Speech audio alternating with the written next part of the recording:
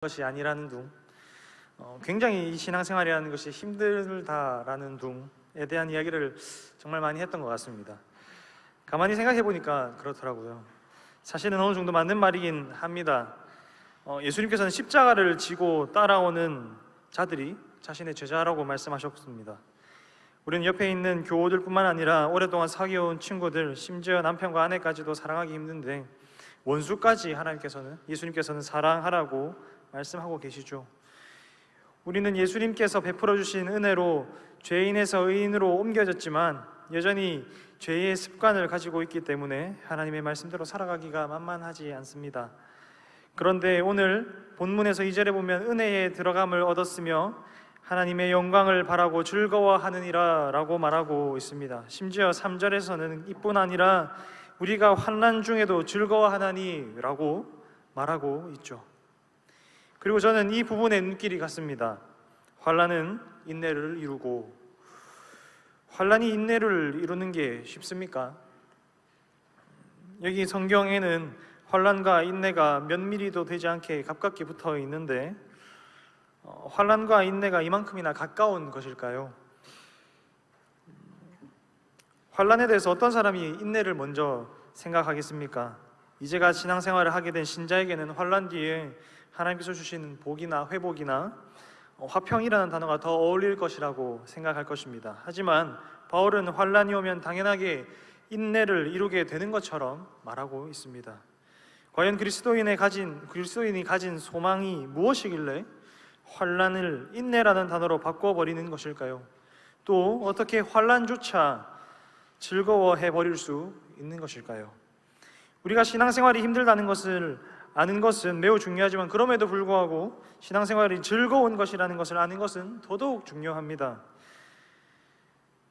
이 이야기는 로마서를 기록한 바울만 하는 것이 아니라 예수님의 동생인 야고보도 야고보서 1장에 보면 내 형제들아 너희가 여러 가지 시험을 당하거든 온전히 기쁘게 여기라 이는 너희 믿음의 시련이 인내를 만들어내는 줄 너희가 알미라 라고 말하고 있고, 예수님과 가장 많이 부딪힌 제자인 베드로도 그가 기록한 베드로전서 1장에 보면 그러므로 너희가 이제 여러 가지 시험으로 말미암아 잠깐 근심하게 되지 않을 수 없으나 오히려 크게 기뻐하는도다 라고 말하고 있습니다.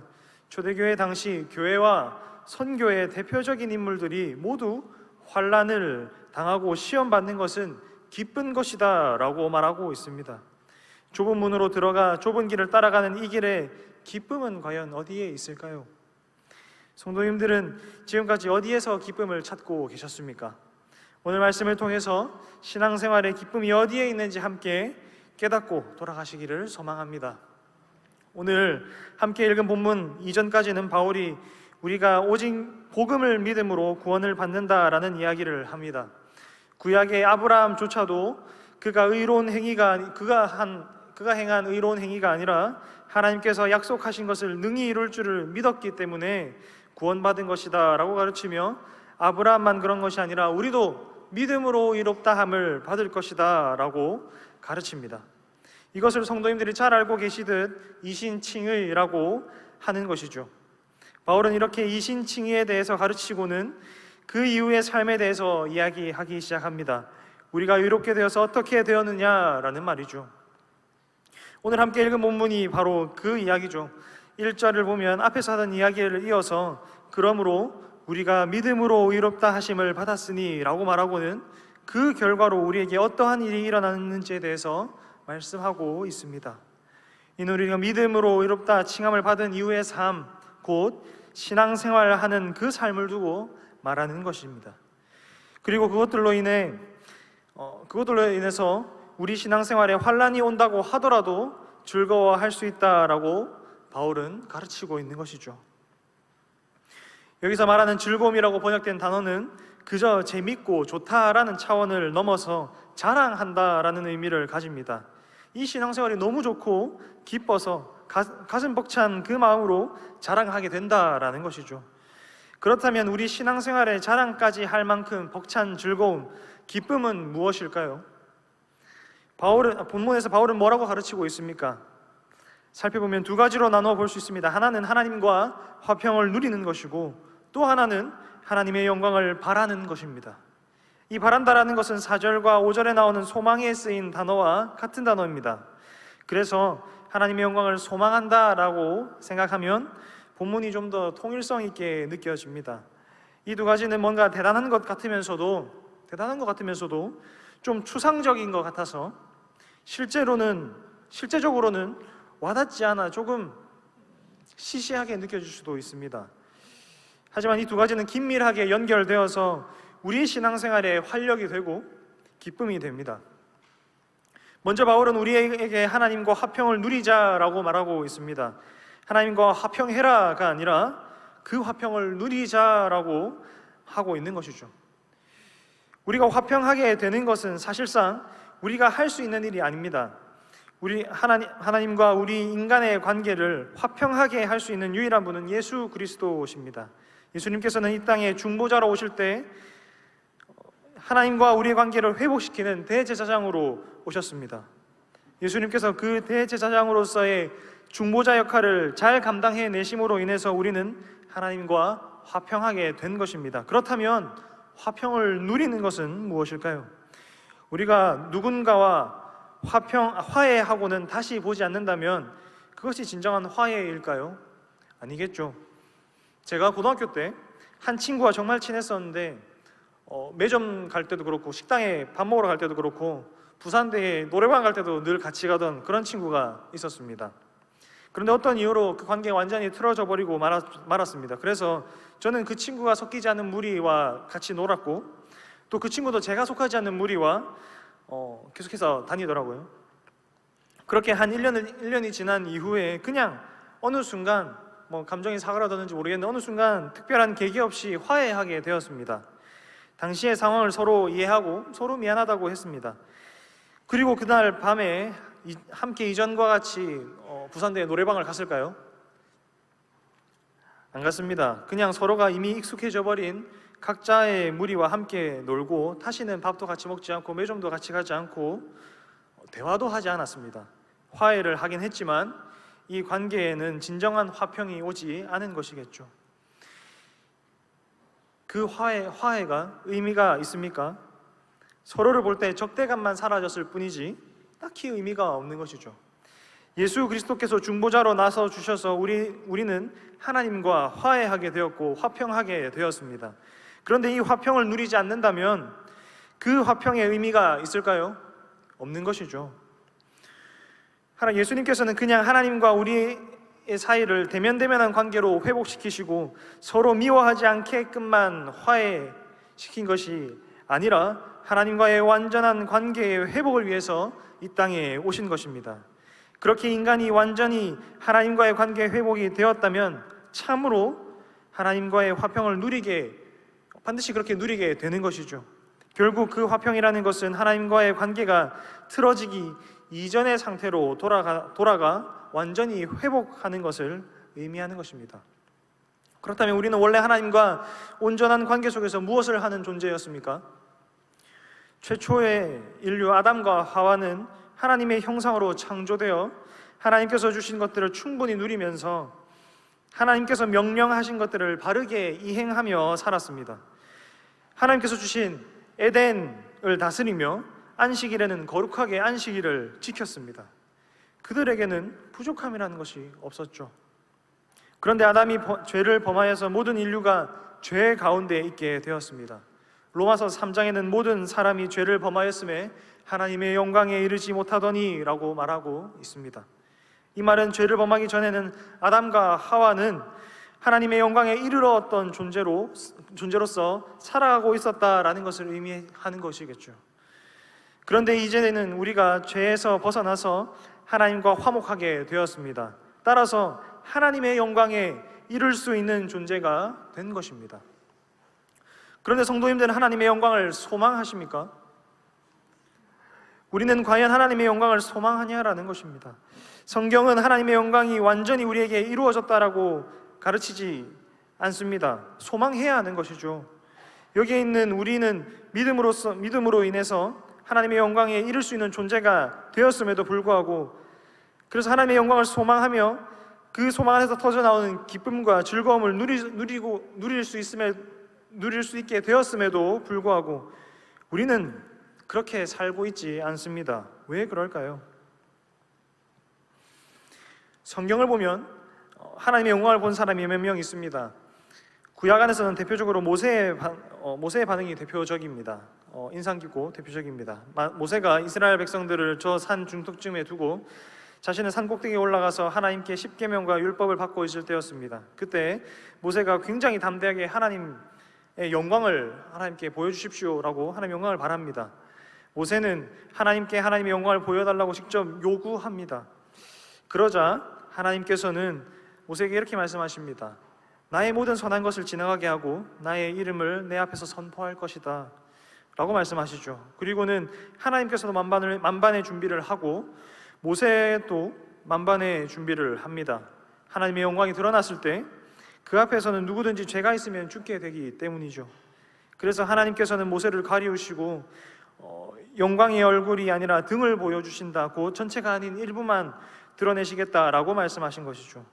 그렇게 하나님께서는 구름 가운데 영광으로 그 산에 임하시자 하나님의 영광의 등을 목도하고 있는 모세에게 이런 음성이 들려옵니다. 출애굽기 34장 6절 7절입니다. 여호와께서 그 앞에 지나가시며 선포하시되 여호와라 자비롭고 은혜롭고 노하기를 더디하고 인자와 진실이 많은 하나님이라. 인자를 천대까지 베풀며 악과 과실과 죄를 용서하리라. 그러나 벌을 면제하지는 아니하고 아버지의 악행을 자손 3, 4대까지 보응하리라. 이 말씀에 하나님의 성품에 관해서 선포하고 있고 또 그분의 속성에 대해서 말씀하고 있죠. 그 영광을 목도한 모세는 급하게 엎드려서 하나님께 자신의 민족의 연약함과 죄악됨을 고백하며 이 민족과 함께 해달라는 은혜를 구합니다. 신약에서는 대표적으로 변화산 사건을 예로 들 수 있을 것입니다. 예수님께서는 베드로와 야고보, 요한을 데리고 높은 산으로 올라가십니다. 그 산 위에서 제자들이 졸고 있을 때 예수님께서는 자신의 영광을 드러내십니다. 그러고는 모세와 엘리야와 예수님 자신의 십자가의 죽음에 대해서 이야기하시죠. 그러던 중에 제자들이 깨서 예수님의 영광스러운 모습을 목도하고는 모세와 엘리야를 보고 놀래서 그 자리에 모세와 엘리야와 예수님을 위해서 초막셋을 지어 그 자리에 머무르고자 합니다.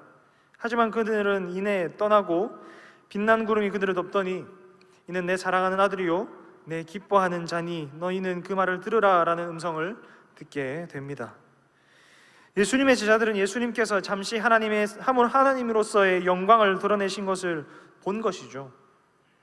신기하게도 구약의 모세가 하나님의 영광을 목도하게 되는 것과 신약의 예수님의 제자들이 예수님의 영광을 마주하게 된 모습이 비슷합니다. 구름이 그곳에 임하였고 하나님의 음성이 들렸습니다. 그리고 모세와 제자들의 반응은 한마디로 하나님 우리와 함께 해주십시오 였습니다. 모세와 예수님의 제자들이 하나님의 영광을 보고 난 이후의 반응은 이렇게 비슷합니다. 그들은 이 영광을 계속해서 보고 싶어 했습니다. 그리고 그 영광이 계속해서 머물러 있으면 좋겠다라는 생각을 한 것이죠.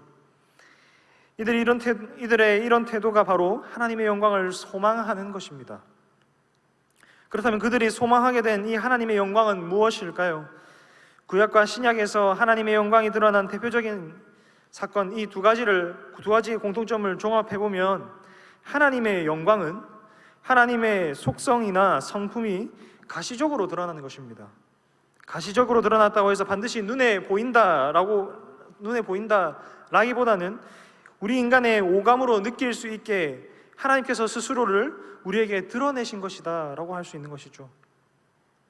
하나님께서는 영이시자 무소부재하셔서 우리가 알 수 없는 부분이 분명히 있지만 그분께서 우리 인간이 그 존재를 인식할 수 있도록 보여주시는 그것을 바로 하나님의 영광이라고 부르는 것입니다.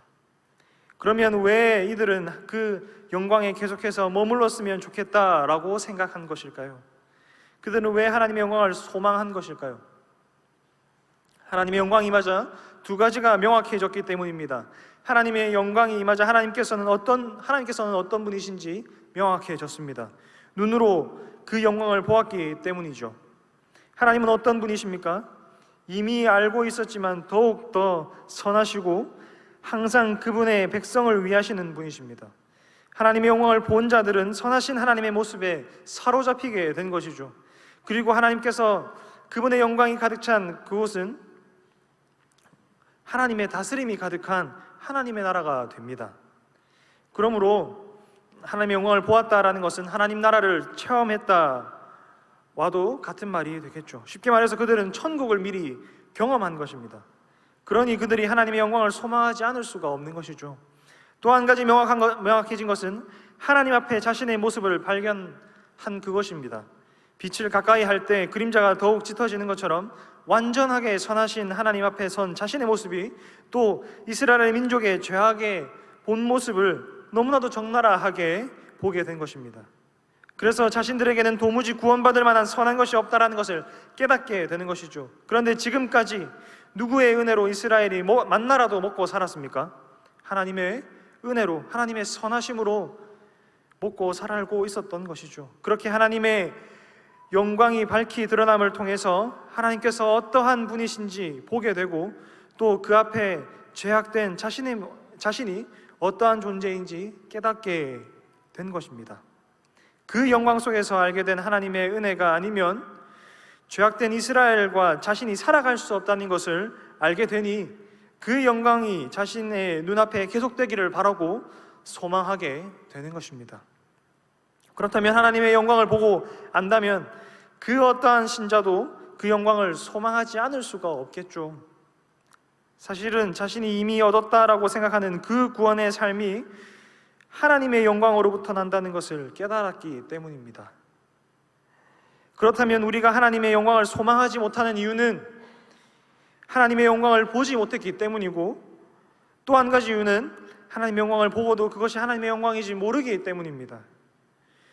우리는 어떻게 하나님의 영광을 볼 수 있을까요? 우리도 모세처럼 하나님 우리 앞에 좀 지나가 주십시오 라고 하면 하나님께서 지나가 주실까요? 아니요, 하나님께서는 그러기 이전에 이미 우리에게 하나님의 영광을 보여주셨습니다. 히브리서 1장 3절 말씀입니다. 이는 하나님의 영광의 광채시요 그 본체의 형상이시라. 그의 능력의 말씀으로 만물을 붙드시며 죄를 정결하게 하시는 일을 하시고 높은 곳에 계신 지극히 크신 이의 우편에 앉으셨느니라. 능력의 말씀으로 만물을 붙드시고 죄를 정결케 하시는 일을 하셨으며 높은 곳에 계신 지극히 크신 분 이의 우편에 앉아 계신 분이 누구십니까? 네, 바로 예수 그리스도시죠. 예수님께서는 하나님의 영광의 광채시고 본체의 형상이신 것입니다. 무슨 말입니까? 하나님의 영광이 있다면 그 영광이 예수 그리스도를 통해서 드러났다, 우리에게 보여졌다라는 것이죠. 죄악된 인간이 감히 볼 수 없었던 하나님의 영광이라는 것이 예수 그리스도를 통해서 드러나게 된 것입니다. 그렇다면 우리는 하나님의 영광을 보았습니까? 보지 못했습니까? 봤습니다.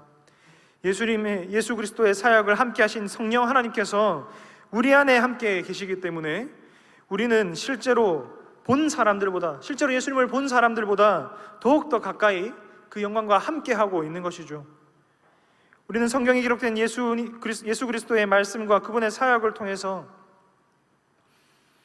하나님의 영광을 볼 수 있는 것입니다. 우리가 예수님을 믿고 그분이 누구신지 잘 알고 있다면 이미 우리는 하나님의 영광을 알고 맛본 것입니다. 그리고 그 영광과 이미 함께하고 있는 것이죠. 그렇다면 우리는 왜 이미 얻은 것 같은데 왜 소망합니까?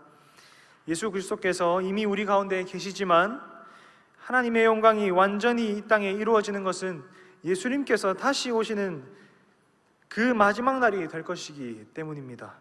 그래서 우리는 소망하는 것이고, 그리고 그 소망이 너무나도 확실히 이루어질 일이기 때문에 우리는 확실한 기쁨과 즐거움을 얻을 수 있는 것이죠.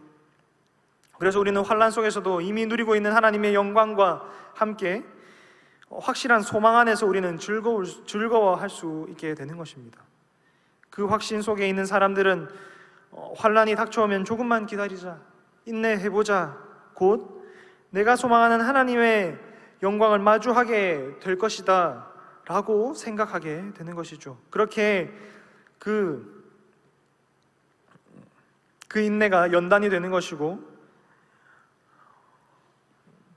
소망이 되어서 그 소망을 더욱 짙게 만들어주고 사무치게 만들어주는 것입니다.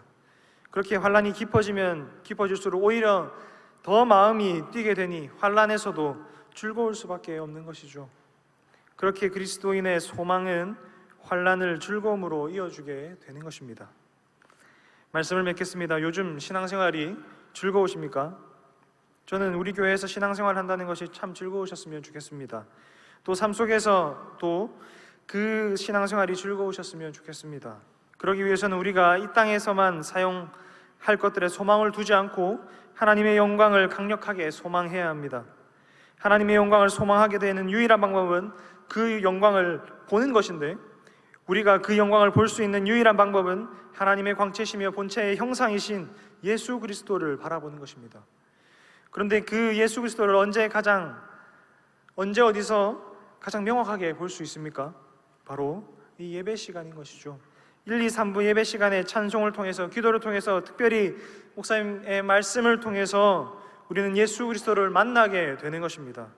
예배 시간에 온전히 예수님을 만난 사람들은 더 이상 이 땅에 소망을 두지 않습니다. 왜냐하면 이 땅은 썩어질 것이고 하나님의 영광은 우리의 구원이자 기쁨이고 참된 행복이라는 것을 이미 체험했고 또 체험하고 있기 때문이죠.